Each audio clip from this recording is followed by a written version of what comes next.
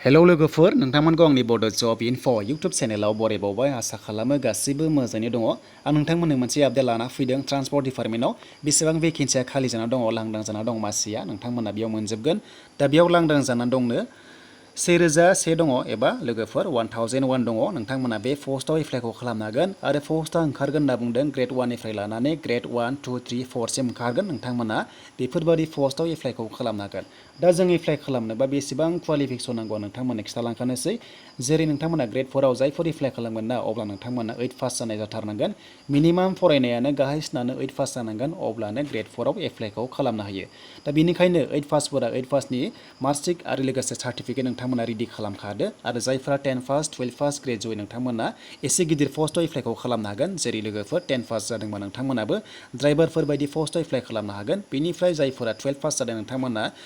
क्लार्कआव apply खालामनो हागोन बेनिफ्राय जायफोर ग्रेजुवेटना नोंथांमोना जुनियर एसिस्टेन्टफोराव इन्सपेक्टर एप्लाइखौ खालामनो हागोन दा लोगोफोर नोंथांमोनाथ' मिथिखागौ ट्रान्सपर्ट डिपार्टमेन्टआवबो इन्सपेक्टर थायो दा नोंथांमोना बेफोरबादि पस्टआव एप्लाइखौ खालामनो हागोन आसाम स्टेटनि गभर्नमेन्ट जबाव नोंथांमोना एप्लाइ खालामनोबा डकुमेन्ट्सआ मा नांगौ नोंथांमोना मोजां गोसोआव लाखादो दा एक्सट्रा होनोबा लोगोफोर एक्सट्रा सार्टिफिकेटआ कम्पिउटार सार्टिफिकेट नांगोन 6 मान्थ्सनि मिनिमाम बेनिफ्राय लोगोफोर कास्ट सार्टिफिकेट नांगोन बेनिफ्राय इम्परटेन्टआ जाबाय इमप्लयमेन्ट एक्सचेन्ज सार्टिफिकेट थाथारनांगोन दा बेखौ बबेयाव खालामो होनोबा लोगोफोर बेनो जाबाय डिस्ट्रिक्टआव मोनसे इमप्लयमेन्ट एक्सचेन्ज अफिस थायोना बेयाव नोंथांमोना इसु खालामनांगौ सानसेयाव मोनो गासैबो नोंनि फरायनायनि डकुमेन्ट्सखौ लांफाजोबनांगोन अरिजिनेलखौ बेनिफ्राय नोंथांमोना अफिसाव साबमिट होनानै फर्म फिलआप खालामनानै एप्लाइ खालामदो अब्लानो इमप्लयमेन्ट एक्सचेन्ज सार्टिफिकेटखौ मोननो हायो दा बेनिफ्राय मोनसेया जाबाय लोगोफोर जोंनिया पिआरसि नांगौ जायोमोन नाथाय जोंनि आसाम स्टेटआव पिआरसि इसु खालामा गभर्नमेन्ट जब मोनखांनायनि उनावसो पिआरसि इसु खालामो नाथाय पिआरसिया मोनसेल' इसु जायो बेनो जाबाय इडुकेसन पिआरसि खालामो नोंथांमोना जेराव इउनिभार्सिटियाव एडमिसन लागोनबा मोनसे पिआरसि मोनो इडुकेसन बेजों एप्लाइ जाया जबाव एक्सेप्ट जाया दा बेनिखायनो बिनि सोलाय मा खालामनांगौनो डमिसाइल नोंथांमोना बेखौ एप्लाइखौ खालामना लानांगोन दा डमिसाइलखौ बबेयाव खालामो गोबाङानो मिथिया गोदान केन्डिडेटफोरा नाथाय जायफोरा फुराना नोंथांमोनाथ' मिथिखागौ जायफोर मिथिया नोंथांमोना खालामना लानांगौ डमिसाइल सार्टिफिकेटआ कर्टआव इसु जायो डिसि अफिसाव इसु जायो नोंथांमोना बेखौ सानसेयाव मोनो नोंथांमोना बेखौ इसु खालामना लाबानो जाबाय एड्रेस प्रुफ लांबानो जाबाय नोंथांमोना भटार बिनिफ्राय पेन कार्डफोर लांनानै नोंथांमोना होनो हायो बा नोंथांमोना ट्राइबेल सार्टिफिकेटबो होनो हागोन नोंथांमोना बेखौ सानसेयाव मोननो हायो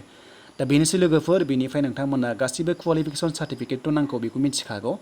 दा पस्टआ ओंखारगोन 1001 ओंखारगोन हौवाफोर हिन्जावफोर गासैबो एप्लाइखौ खालामनो हागोन बिनिफ्राय बैसोआ मिनिमाम 18 इयार्स लोगोफोर मिनिमाम 18 इयार्स जानाय लोगो लोगोनो एप्लाइखौ खालामनो हायो बिनिफ्राय एसटिफ्रा 43 इयार्ससिम एप्लाइखौ खालामनो हायो दा बेनिखायनो लोगोफोर अफिसियेल वेबसाइटआव फैनोबा नोंथांमोना transport.assam.gov.in होनानै बेयावनो अफिसियेल नटिफिकेसन नायबाय थानो हागोन आपडेटखौ नायबाय थानो हागोन भिजिट खालामबाय थाबानो जाबाय बेनिफ्राय दायो गोदान आपडेट गैथ'वा आरो लोगोफोर सिगाङाव एप्लाइ जादोंमोन ट्रान्सपर्ट डिपार्टमेन्टआवनो दा बिनि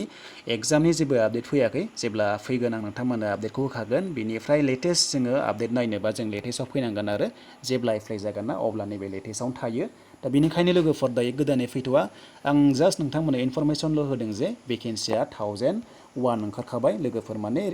डाटाया दंखायो आरो बे माने जाखासिगोन बेनिफ्राय एप्लाइआल' जाथ'वाखै अर्डारल' गैथ'वा दायो नटिफिकेसन फैथ'वाखै दा बेनिखायनो लोगोफोर बे भिडिअ खालामनायनि जाहोना जाबाय जे नोंथांमोना जायफोर गोदान केन्डिडेट जाहाथे मिथिना थायो बेनिफ्राय डकुमेन्ट्सखौ रेडि खालामना लाखायो जेब्ला एप्लाइ जागोन अब्ला नोंथांमोना जाहाथे हाखु दाखु जाया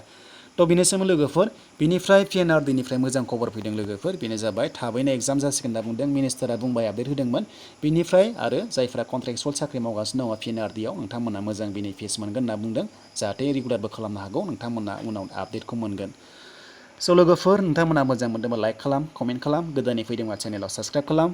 फैबाय थानाय समाव नोंथांमोना मोजां साख्रिनिबो आपडेट मोनगोन बेनिफ्राय मोजां भेकेन्सि फैगासिनो दङ लोगोफोर आसाम स्टेटआव नोंथांमोनाथ' मिथिखागौना 1 लाख साख्रि होननानै दा लोगोफोर नोंथांमोना दानिया हानायसेबां भिडिअखौ शेयार खालामदो बेनिफ्राय साबस्क्राइबबो खालामना लादो जाहाथे जेब्ला साख्रिया ओंखारगोन थाबैनो नटिफिकेसन मोननाय बायदि दा बेनिखायनो साबस्क्राइब खालामनानै